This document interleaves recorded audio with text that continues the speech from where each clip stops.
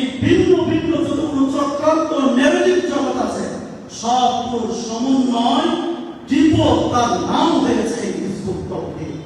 এই জন্য আমাদেরকে এখনই সচেতন হতে হবে। কেন এই দেশের আলেমরা হিজবুত তাওহীদ নিয়ে ভাবা শুরু করেছে?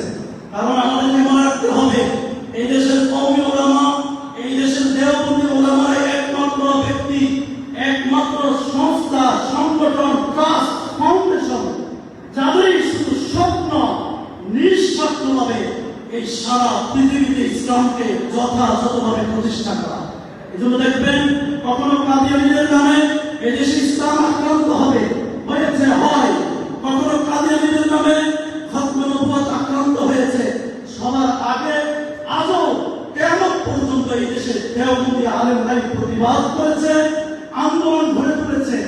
এই দেশে কখনো তাসলিমা নাসরিনদের মতো সুশীল দাবিদারদের দ্বারা এই দেশে ইসলাম আক্রান্ত হয়েছে। দেওবন্দি আলেমরা একমাত্র সবার আগে, সবার পরে, সবখানে প্রতিবাদ, আন্দোলন, প্রতিরোধ গড়ে তুলেছে। এজন্য সবার এখন টার্গেট এই কওমি আলেমদেরকে বিতর্কিত করতে হবে, এই কওমি আলেমদের অস্তিত্ব সংকটে ফেলতে হবে, মানুষকে এই কওমি আলেম বিমুখ করতে হবে। তবেই এই দেশ থেকে তাদের সমস্ত স্বপ্নগুলো বাস্তবায়ন করা সম্ভব হবে।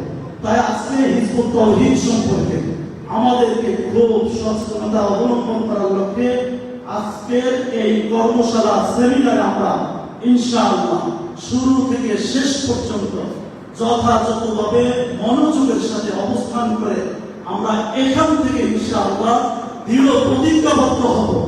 আমরা যেখানেই কোনো ধর্ম বিকৃতির রূপ দেখব, যেখানেই কোনো জরুরিয়াতে দ্বীনের কোনো বিকৃতির শব্দ শুনব, সেখানেই আমরা ইনশাআল্লাহ আমাদের সর্বাত্মক দিয়ে আমরা সেখানে অবশ্যই আমাদের অবস্থান তৈরি করব।